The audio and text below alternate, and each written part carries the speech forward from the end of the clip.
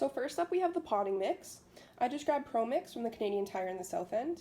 You can use whatever brand you like. At the end of the day, it's all just dirt. Next up is perlite. You might recognize it already from your regular potting soil. It's the white speckled stuff. And what it does is it improves drainage and aeration. So I like to add it extra as it helps get rid of the excess water.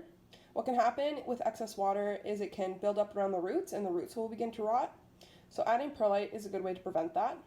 Another good preventative step is to have drainage holes in your pots. So a lot of the cute pots that you can get at HomeSense and Walmart, they don't come with holes. But what you can do is you can add a plastic pot inside that the plant can sit in, that you can remove so that you can get rid of that excess water at the bottom. Here's an example of a cute pot I got at Walmart. Very cute. But again, the issue is it doesn't have a drainage hole. But like I said, you can fix this by keeping your plant in a plastic pot within it. See how it has drainage holes? So the way I actually like to water this plant is I'll put water in this main pot, only a couple inches, and I'll sit this guy back in and I'll let him sit for a few minutes as it soaks up through the bottom to the roots. After a few minutes, I will remove the plant and get rid of the excess water, and this helps with avoiding overwatering. Last but not least, this is the sphagnum peat moss. I got this also at the Canadian Tire. It helps promote strong root development, and it's also a lot lighter than the potting soil that you would regularly buy. So adding this to the mixture helps lighten the pot. So I just want to explain why you should be repotting your plants once a year. As the roots begin to fill out the pot, it can get pretty tight, leaving not a lot of room for nutrients to get to the plant, and that can end up killing it. What this is called is root bound. Here's a great example of what that begins to look like. A lot of roots, not a lot of soil. You shouldn't be able to just pull it out as a unit from the pot. So this plant is currently in a 6-inch pot. It would only need to be sized up to about an 8-inch pot. If you put it in too big of a pot, there's a lot of excess dirt, which leads to a lot of excess water. It takes a lot longer to dry out, and this can also cause overwatering and can kill your plant. So I do follow a lot of plant blogs on Instagram and Facebook, but these two books are by far my favorite references. This first one is The Complete Guide to Indoor Plants. It's a Reader's Digest book that I got at Valley Village a couple years ago.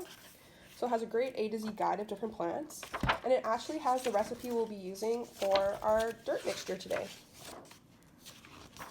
There it is. 1 part soil, 1 part peat moss, and 1 part perlite. The other book I want to show is The New Plant Parent by Daryl Chang. He's from Toronto, which is super cool, and his book is full of cool tips and tricks on how to take care of your plants, from the amount of light they should have, how you should be feeding them, the different ingredients in the soil mixtures you could be making. Very helpful stuff. So today I'm going to be repotting this jade. He's currently in a 4-inch pot. I'm going to be upgrading him to the 6-inch.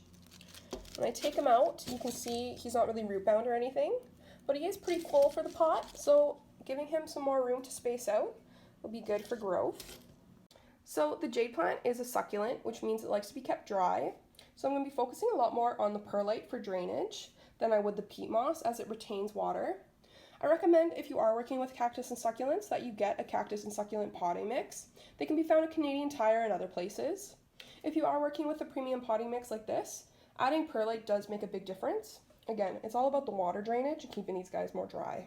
So first, I'm going to add some of the peat moss to the bottom of the container, and then I'm going to do half and half of the potting mix and the perlite. So there's the peat moss. Just added a bunch of the perlite, and there's the dirt on top. So now I'm just mixing up the dirt with the perlite. Now that I have my ingredients all mixed up, I'm going to start separating my plant and getting rid of that old dirt. I like to start first by crunching around and trying to break it up rather than ripping the plants apart. So here she is after I've gotten rid of a lot of the old dirt. I want to keep her bunched up together so I won't be separating her. So now I'm going to be making a space for her in this new pot.